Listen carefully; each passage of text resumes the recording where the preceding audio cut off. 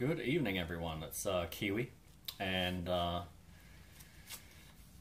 spending a zero here in delightful Daleville, Virginia. Got in here last night.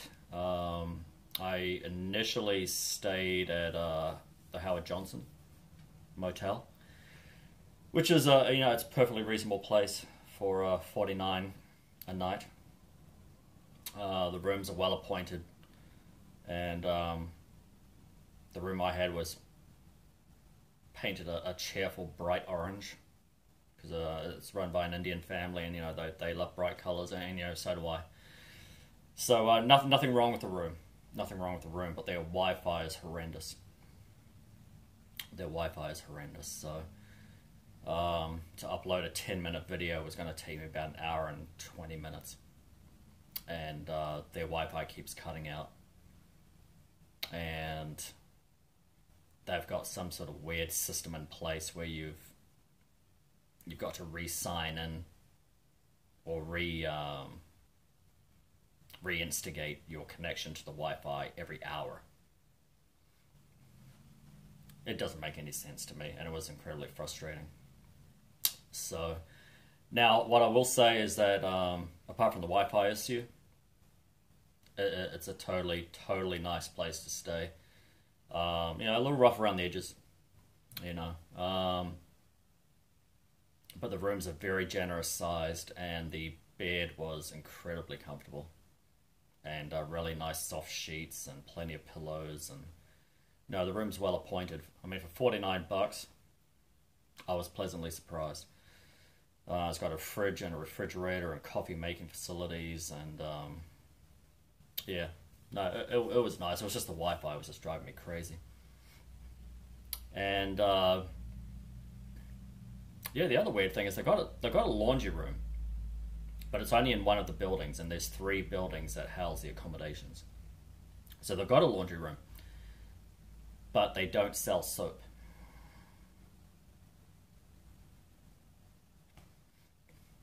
Why? Why do you not have soap? So for people like me, I've got to walk my happy ass down the road to Kroger and try and buy the smallest amount of soap to do one load. So I was like, So today I walked across the street to the Super 8, and they offer a military discount, so the room rate came to within $5 of what I was paying across the road at Howard Johnson. And the rooms are a little smaller, not by much, but it's a little smaller. It's a little better appointed, and they have a laundry room, and they sell soap for $1. One of those single box jobs. So, and their Wi-Fi here is blisteringly quick. There is something to be said for staying at Super 8s when you're trying to upload video. So, compared to trying to upload a 10-minute video in an hour and 20 minutes, I'm able to upload a 30-minute video in about 14 minutes. So, yeah. It's kind of a no-brainer. Now, what I will say, Howard Johnson's, in the book it says they have a continental breakfast. They have a hot breakfast. And again, man, besides the Wi-Fi issue, that's a totally legit place to come off the trail and stay at. They have bagels. They got a toaster. You can toast them. They got muffins, they got like donuts. Yeah, I mean, long shelf life donuts, not fresh donuts, but you can make waffles there.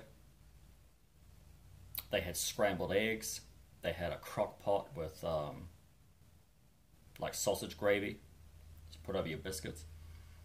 And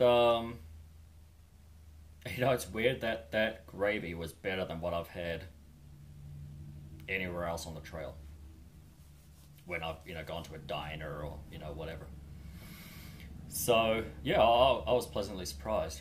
The Super 8 also does a hot breakfast. They got a waffle maker down there. I don't know if there's going to be scrambled eggs in the morning, but we will find out. But they got cereal. They got little tubs of yogurt in a fridge. Muesli, oatmeal, coffee, hot cocoa. Yeah. No, so the setups are very similar, but man, the Wi-Fi issue alone, and the ability to buy soap where you're doing your laundry, because I mean the Kroger's not too far down. It's about a 10-15 minute walk, but there's no sidewalks. I mean you're walking on the side of the road with semis passing you. So and the weather's all over the place, man. When I crossed over to this place this morning, it was absolutely freezing and it was starting to snow. There were snowflakes blowing all around me. So yeah, man, it's wild and wacky in Daleville.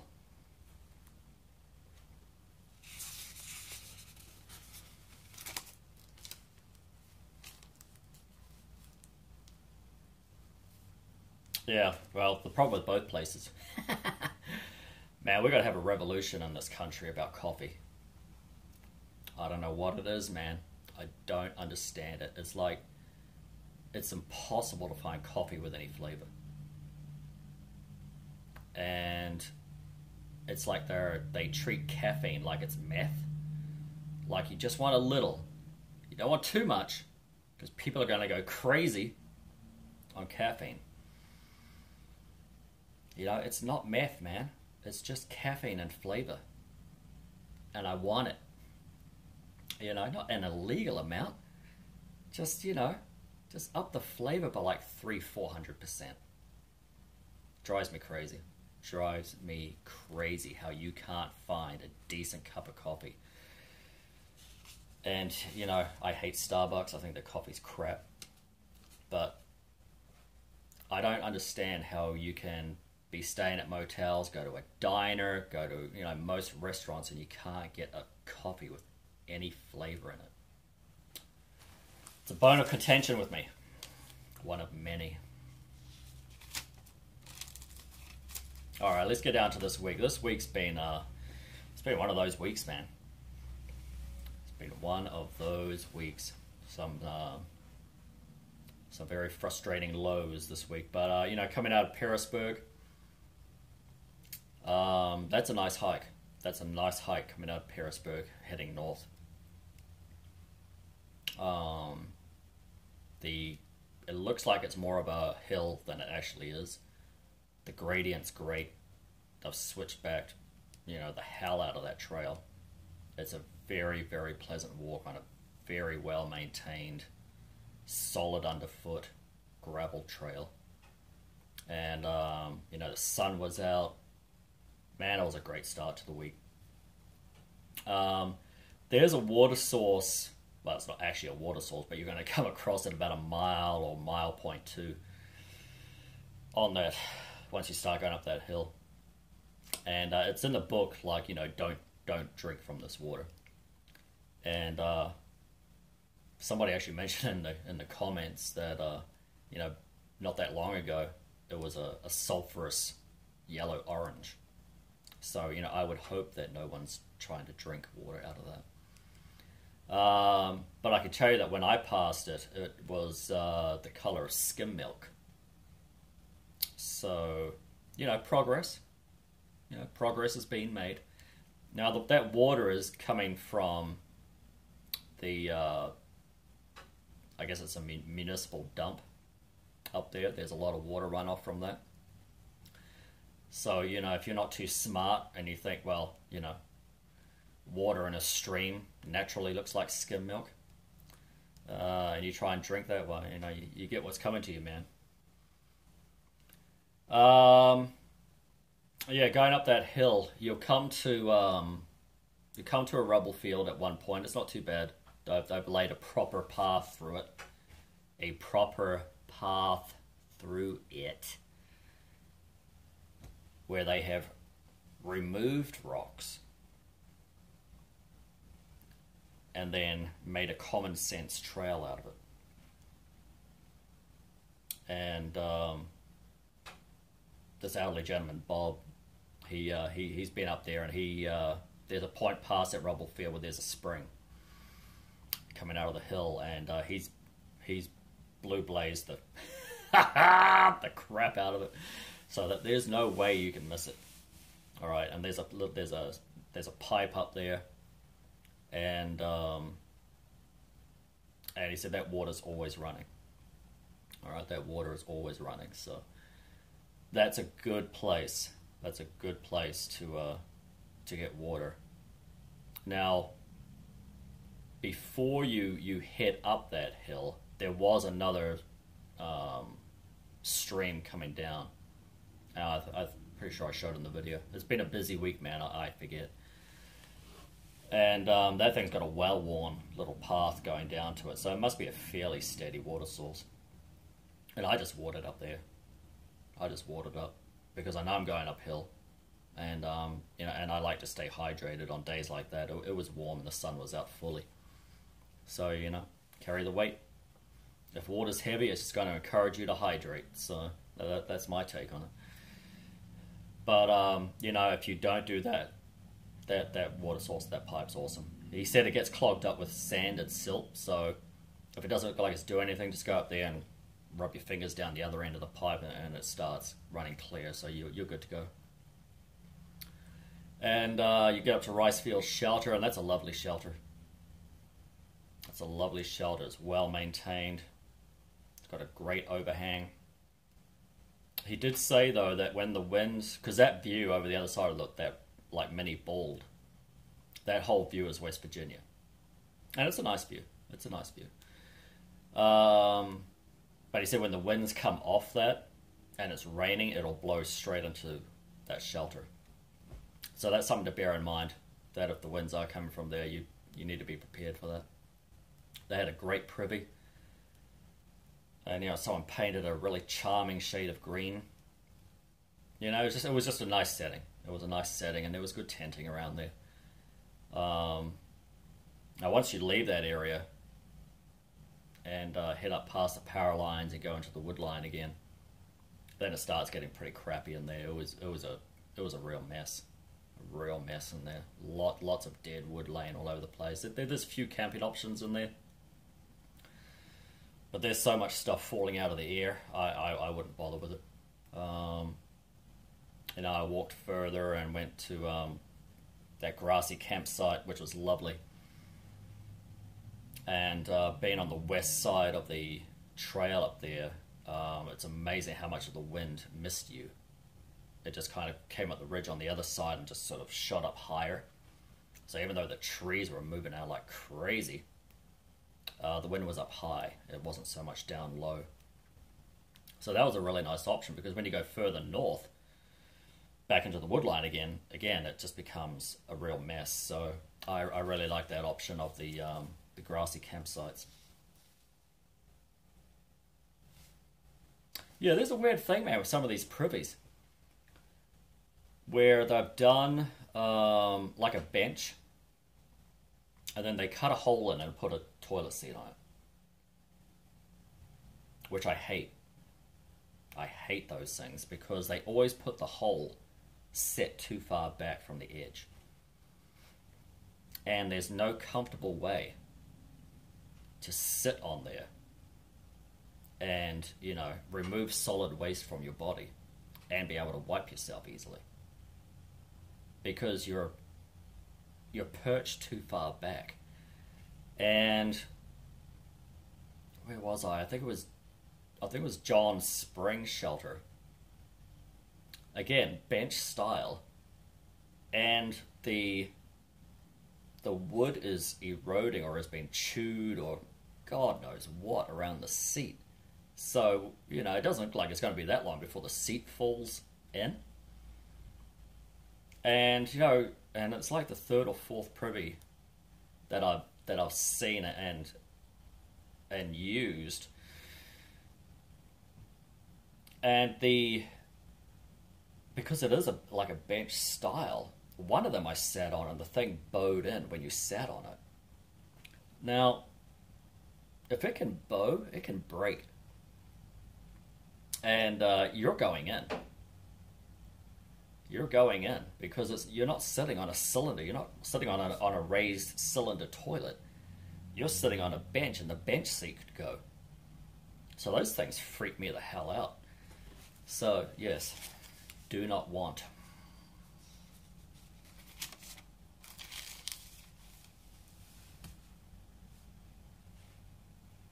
Yeah, Pine Swamp. That's a nice shelter. That's a really nice shelter. I love that there's a fireplace set into that in the middle. It could be really, really nice and cozy in there. They have been up there chainsawing. The sign is still up saying that, you know, it's not open. But the word around town, so to speak, is that it is open. They just haven't taken the sign down. There's not a lot of tenting around it. And the water source there is amazing, even though it says, you know, to treat it and, you know, whatever else. But that was a pretty old looking sign. So again, you know, you got to take these things with a grain of salt. But the shelter there was nice. It was really nice. A lot of dead trees north of there, between there and Captain's. Some very difficult climbing. Some very difficult climbing on that trail to get through that stuff. And if you've got like an expensive lightweight pack, I would be taking that pack off my body and passing it through these obstacles and then climbing over. Slack pack it, because these obstacles will tear your pack apart, man. It's no joke. There's a lot of very jagged trees on that trail.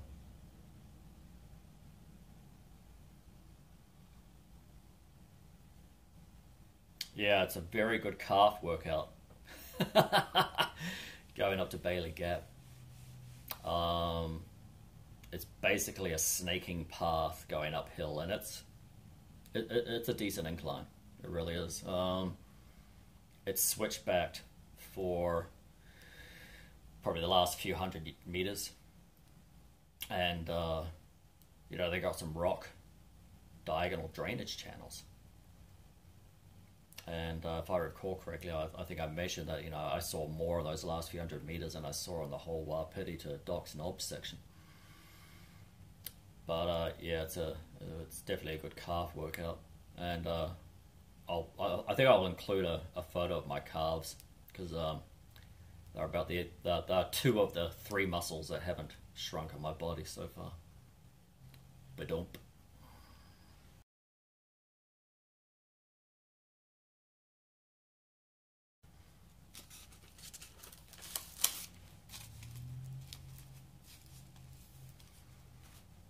Yes, the trail north of Bailey's.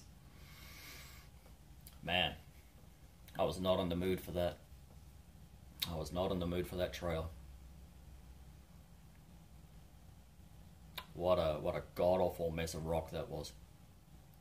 And the weather was closing in, and yeah, you could just smell it in the air that it was about to hit. And I was like, God, you know, how long is this crap gonna last? And but thankfully I got through it not too bad. Once the rain started, I felt bad for the older two guys that I passed, because they would have been really in it. They would have been really in it, and that's not a good place to be, man. On those jumbled rocky messes that pass for trails when it's raining. And I was genuinely concerned for the guy's father, because he was walking pretty slow as it was, and I didn't like the idea of him going on that rocky trail. Yeah, you'll get down to a gravel road once you get through that. And that's where I took the video of me sheltering underneath that signage. And there is a really nice campsite there. It's listed in the book. I think it's mile 661.9. And there's some nice camping there. There's some nice camping. I'm not sure how many tents you'd fit. Maybe because there were a couple of adjacent campsites at that area. You could probably fit easily, I don't know, seven, 8 tents comfortably.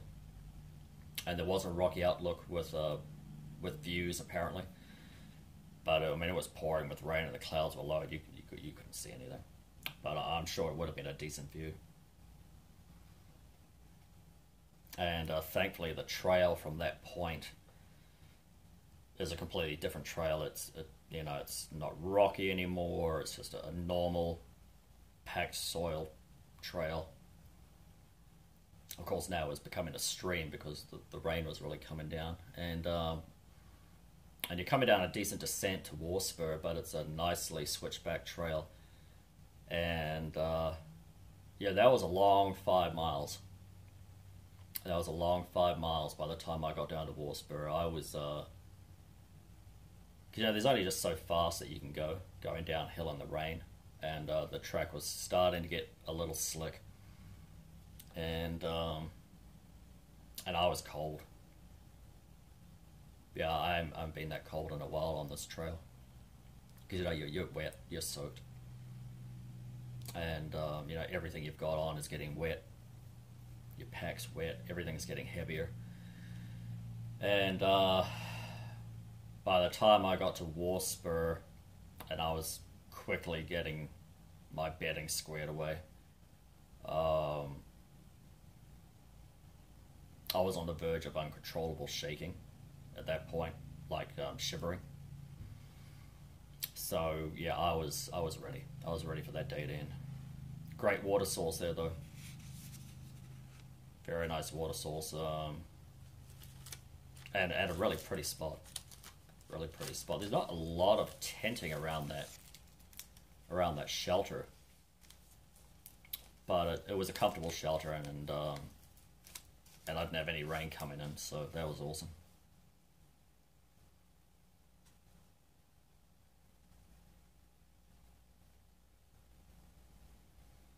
Yeah, the climb out of there it's a decent climb, and it's a fairly long one, but it's not a hideously steep one. It looks worse in the book than it actually is, and but no, it's like, I don't know, twice the effort required as of coming out of Petersburg. So totally doable, but it's just a long, continuous uphill, and you do cross some annoying boulder fields, so you got some hippity hopping going through there, and again, one of those areas that you'd be really slowed down if it was raining. Those boulder fields, they're just treacherous, man. So you get over those and you follow, it's almost a vehicle path going up to the ridgeline, and there's a nice campsite by the Johns Creek Trail junction, and I think you could fit about 4 or 5 tents up there. And then the trail turns out really nice. It's a nice ridge line, as far as ridge lines in Virginia go, compared to some of the other ones that we dealt with in the days prior. It was a really pleasant walk, and going down to Laurel Creek Shelter, that's a good descent. That's a good descent. You start getting into, I don't know how you describe it. It's almost like slate kind of rocks, and they break apart and things kind of shift on each other quite a bit. So I mean, you could get a little bit of a magic carpet ride if you weren't careful going down there. It is a pretty decent descent, but that shelter's nice, Laurel Creek, and there's good tenting around it, and someone's been awesome up there, and they've been chainsawing trees that look dubious, and they've been sectioning them out and splitting them for firewood. So, you know, it's awesome, man. It's awesome when you come across it. That's the second time on the whole trail that I've come across that. And, you know, if I was a volunteer and I was going up there with a chainsaw, I mean, that's what I'd be doing. I mean, how many fallen trees do you need littering around a shelter? I mean, section them out. Yeah, I mean, that's just a fun day for me. You know, chainsaw and an axe. Man. Give me a few good sandwiches and, you know, I'm happy as Larry.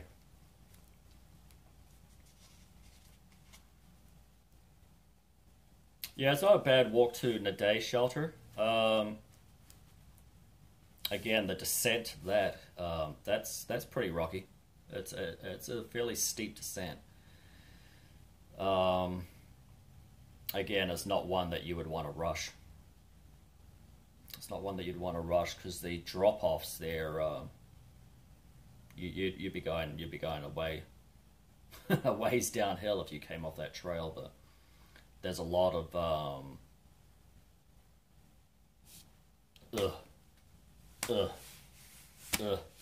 going down these sort of natural steps.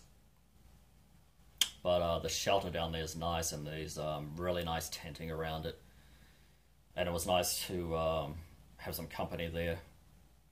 An older gentleman was doing some section hiking, and then a couple of cats rolled up, actually 3 of them, after 8 o'clock that night. The water source it's barely okay. It's barely okay. You're going down about 50 yards or so down a, you know, moderately steep slope to go get it. I wouldn't bother with the water there if I was bypassing Naday shelter, because not too far past it you'll come across the stream. I think at least twice it actually crosses the AT, and both places that it does, the water's deeper and easier to get than at the shelter. So if you're not staying at the shelter, there's no point watering up there.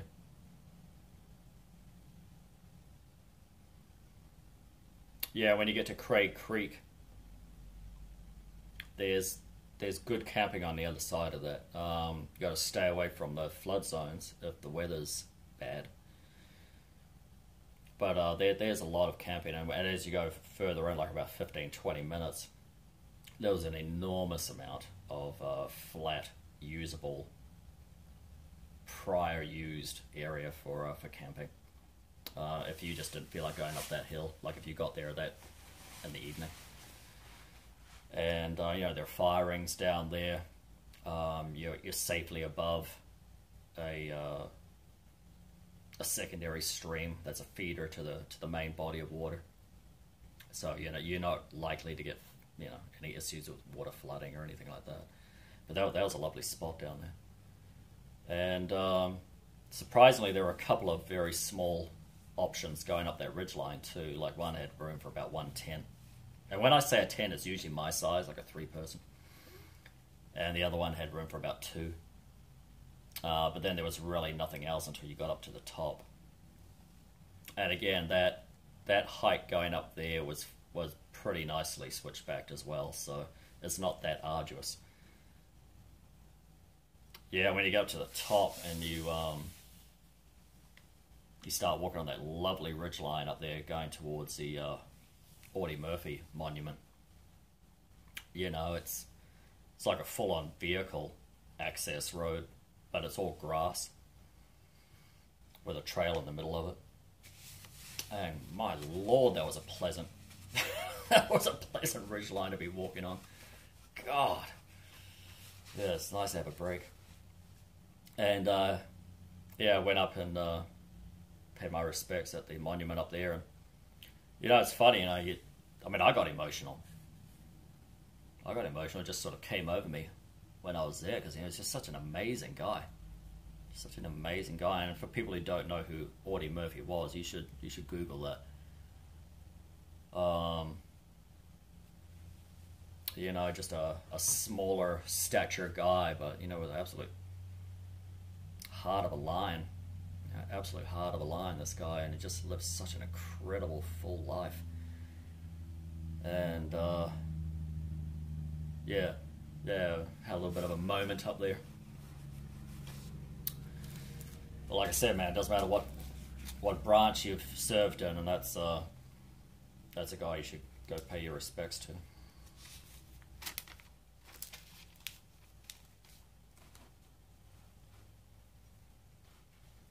Yeah, Pickle Branch shelter. I only went down there because I wanted to have basically a picnic table to do my lunch. So I'm making sandwiches with my bagels and whatever else.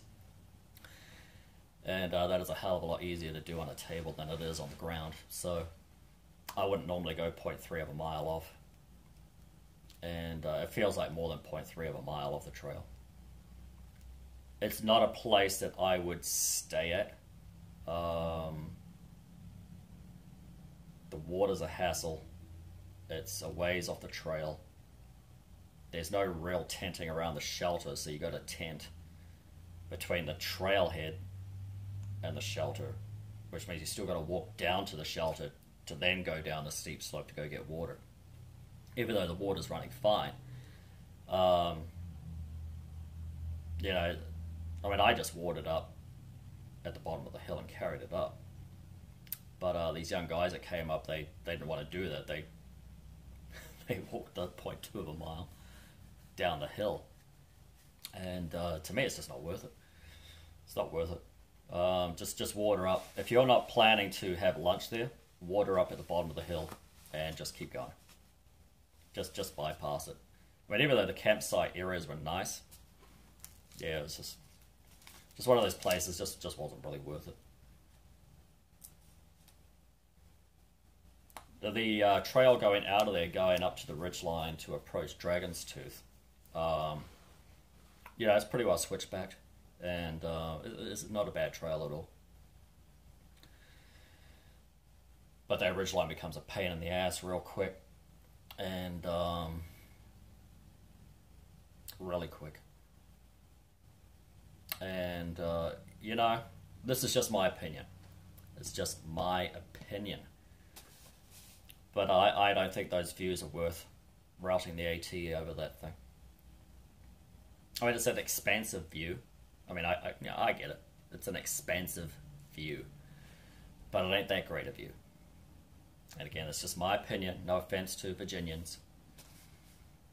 But, you know, it is not worth it to route the trail up that ridge line and then have to hand grab your way down the northern face of it. That is not a piece of trail that I would want to be doing in bad weather. It is absolutely not. You better think carefully about tackling that. Once you leave that Dragon's Tooth and start the descent heading north, you are absolutely forget your trekking poles, man. You're using your hands, and yeah, I mean you're stepping on crevices in the rocks that are, you know, about this wide, and you know I'm doing it with fairly flexible trail runners.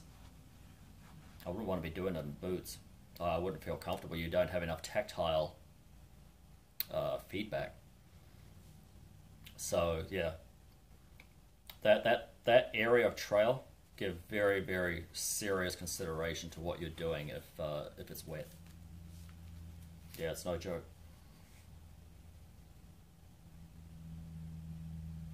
Yeah, so after that you keep going on the trail, and you know you start going over some annoying rocky bits again, but then it starts smoothing out, and along this ridgeline. And I'm like, great, I'll get some speed up. You know, there's the slimmest of hopes that I can make this John Spring shelter before dark. And it's not just before dark. It's like, you know, it's going to be a long day. I mean, I walked I think 13 hours that day. And so I'm like, cool, you know, the trail's getting better. I'll be able to go faster. And, I come around a corner and there's this black snake that's about 5 feet long, sunning itself on the trail. And the damn thing won't move. It will not move. It's like I'm sunning myself, I'm getting warm, The snake who cares that you've got a place to go and not only so much time to get there has already left, I don't care. So, I toss a little pebble, and it was a pebble. I'm not throwing rocks at snakes, so I just tossed a pebble at it. And it just looked at me like, is that all you got? So I'm like, fine. So I use about a 5 foot long branch that was laying on the ground. I give it a little poke. And then it just starts snaking back on itself and rearing at me, and its tail's doing this. And it kind of had a little bit of a rattle, but not much. And it's just say, hey, screw you, pal. This is my sunning spot. I ain't going. You bushwhack around or something. So I actually ended up having to pick the snake up with the stick. And I'm not going to say launch. Launch the snake, but, he did get a little bit of airtime. A little bit of airtime, not too much. To get him off the trail because he just wasn't going to move. And, so I got through that. And I'm like, God, of all the evenings that I really need to get going here. So I think about 15, 20 minutes past that. And again, the trail's, good, motoring along. Come around another corner. God, there's a bear. There's a bear on the trail. And, it's the first bear I've seen in my life, so. Outside of a zoo. So, you give it the respect that something with teeth and claws should be given. So I'm waiting there a little bit, and he's like digging around this tree stump, I don't know, trying to get grubs or whatever the hell out of it. So I start tapping my trekking pole tips on a rock, because I don't want to clang my poles together just yet. I don't want to scare him into self-defense aggression mode. So I'm tapping my poles, and he's like, "What is that? What is that weird tapping sound?" But he keeps digging around in this tree. So I'm like, "Damn it!" So I tap it louder again, and he finally looks over and he goes, "What is that?" He's like, "Oh, it's a human." Like, danger, Will Robinson, danger. Yes, most of you are probably too young to get that reference, but. So he sees me, and then he just bolts. And the video didn't pick it up that great, because I had it a little bit magnified, zoomed out. Damn, that bear was fast. And, man, I mean, as a foreigner, you get told that, bears are fast over short distances. There is no way. There is absolutely no way I could outrun that if he decided to not run in the opposite direction and come running at me. I mean, he would have closed that distance in about 7 seconds. Easy. I was just blown away by how fast that thing could move. Yeah. I mean, I was glad that he ran in the opposite direction. Well, you feel kind of bad that they've got that much of a fear response to humans, but on the other hand, part of me is okay with it.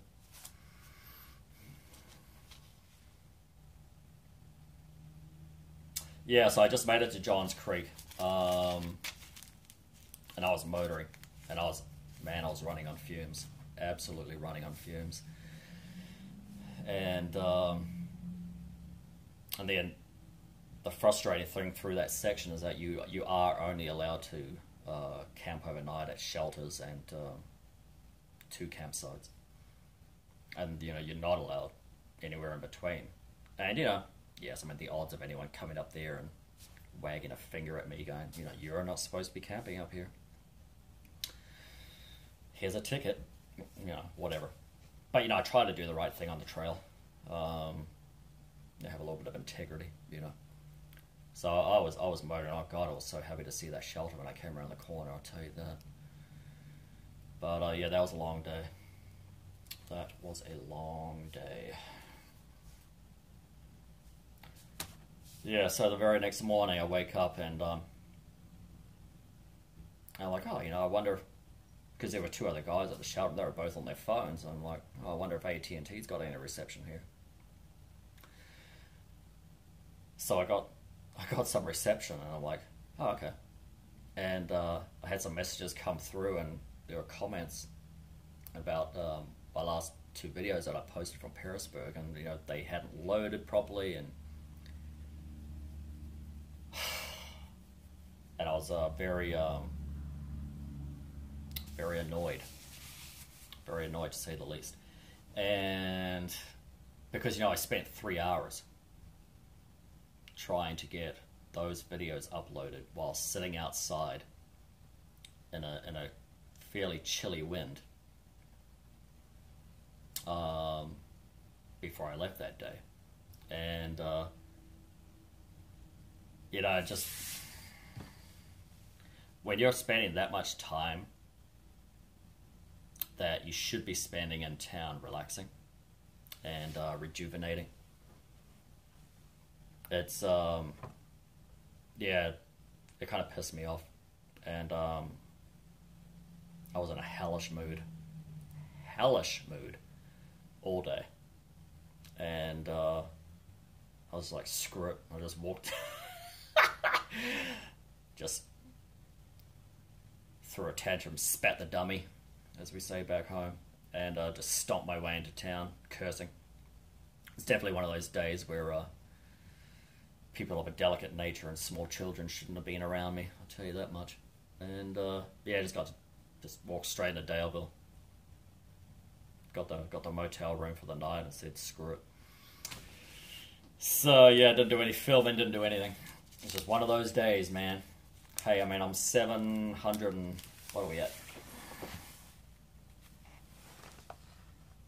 727.5 miles in.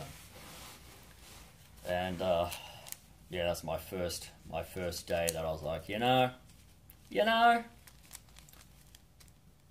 I've got better things that I could be doing. And so I got to the motel room and I called my wife, and as I do when I get into town, and I was saying, just you get to the point where, because it's not a mental fortitude thing. It's, for me, sorry about that. For some reason, it stopped recording. But yeah, like I was saying, it's not a mental fortitude thing, because I'm not out here for the destination. I'm out here for the journey. And if the journey stops being enjoyable, then there's really no point to me continuing. Now, I have every intention of continuing, but that being said, if it just becomes a frustrating and tedious slog, then the decision to finish it and go home and spend time with my wife and do other things, it'll be a very easy and quick decision for me to make. I've traveled a lot, and I've seen a lot of beautiful places. And I grew up in a gorgeous country. So, if the scenery and the experience is uninspiring to me, there's only so much of that I'll bother dealing with. Because just walking the Main isn't enough to keep me out here.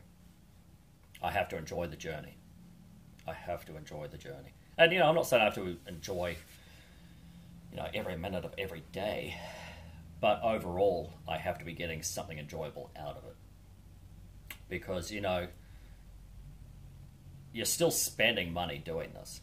I mean, the money that I've spent so far, I mean, it's an airfare to France. You know, I could be vacationing in the south of France right now. So, for me, the math has to add up. It has to add up. And, I have perspective, and I have life references that I can go, well, I could be doing this, or I could be doing this. And, my life's been interesting and full to this point. So just walking the AT isn't going to be the highlight of my life. It'll be an interesting footnote for sure.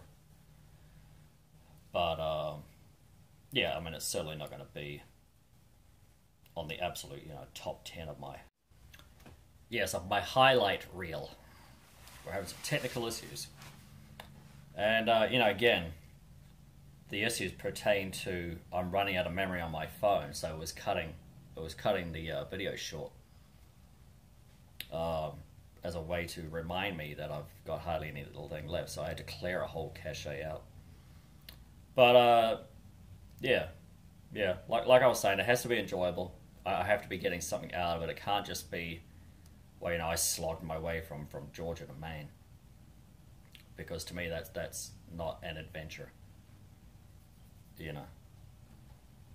It's just a slogfest, and I got better things to do with my time, and better things to do with my money for that matter. But all that being said, let's get on to viewer comments. Yeah, people were responding to about the competitiveness of other hikers, and how a lot of people have experienced that rubbish, and it's weird. I don't get it. I can honestly tell you that the entire trip to this point, I have not asked one person when did they start, because I don't care. It's not relevant. The only reason that you would ask that is to make a competition out of something that requires no competition. And if you're making it a competition, I think you're missing the whole point. I think you're missing the point of being out here. Now, nothing against people who set out with an agenda. I've got this amount of time to get it done. Or I've got this amount of time to get it done, and I want to get to this point by this many weeks, but there's nothing wrong with setting yourself individual goals. That's not what I'm really getting at. The issue is when the competitiveness is, it's more about bragging, and that I don't understand. Not in this scenario. There's nothing wrong with setting goals for yourself and keeping them to yourself. But to brag to other people about how fast you're moving through the forest, and especially when you're yellow blazing the crap out of it. To me, it's kind of psychotic behavior, because you're not even understanding that you're cheating. To the degree that some of these people are. To the degree that some of these people are. I mean, if you're going from Georgia to Maine and you skipped 500, 600, 700 miles of it over the course of the whole thing, and you're bragging to anybody that will listen that you hiked the AT, there's something wrong with you. It's not something that I can relate to. It's just not something I can relate to. I just don't brag about stuff like that. It's just different.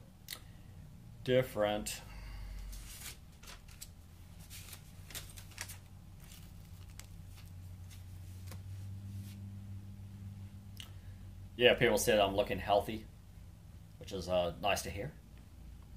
I do my best. I lotioned healthy glow about me at the moment. Got the ashiness under control. Yeah, it's not easy. It's not easy. It's a balancing act, man, between mileage per day and your diet. And I've lost more muscle than I ever want to lose. I'll tell you that much. And so I really don't want to lose any more. I really don't. And so I think I'm hitting a healthy balance of how far I'm walking per day and my caloric intake. And because you know there's a limit with your metabolism. Your heart rate will get to a point where it'll just switch from eating fat to eating lean muscle protein. And if you can keep it at just that fat burning ratio, for the most part, you should be fine. But it's just finding that happy spot for you, because everybody's different.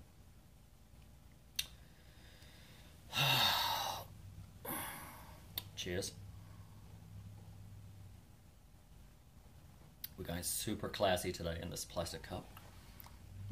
Although when I was at Kroger, I found a surprisingly rare and highly sought after Chardonnay.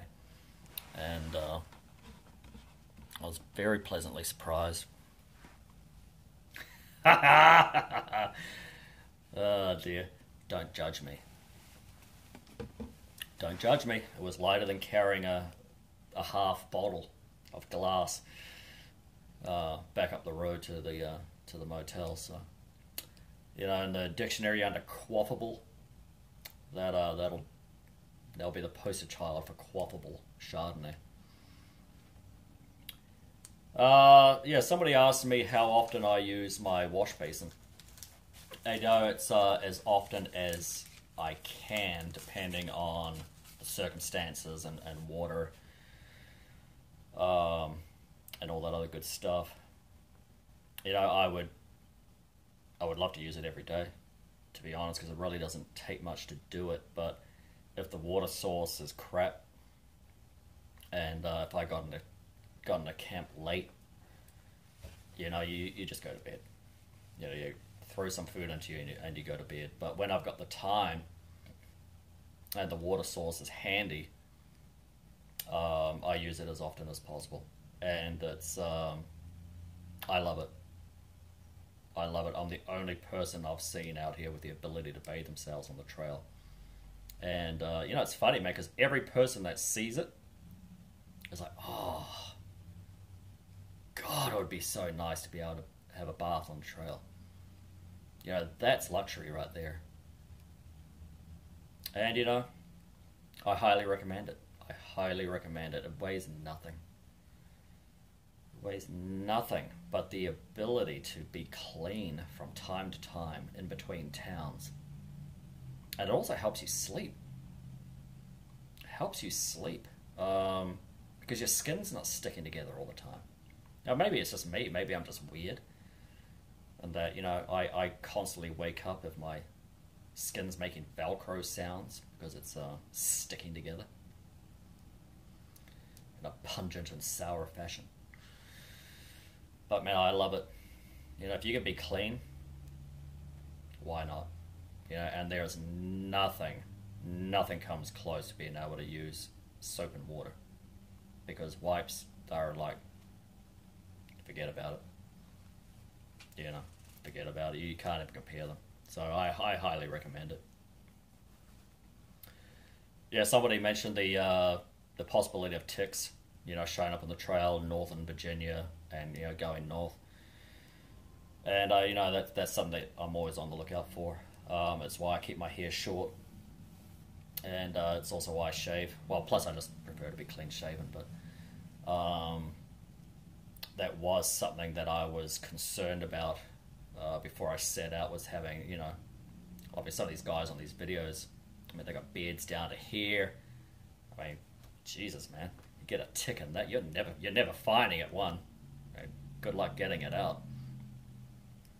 So it's something I'm very aware of, and it's something I do check. And without going into too many private details, the selfie camera on film mode does help you look into areas that you can't normally see with just your eyes. So, yeah, use your selfie camera. It's not pornography. Alright, it's not. It's just you're checking to see if anything's climbed up into areas that you can't see easily.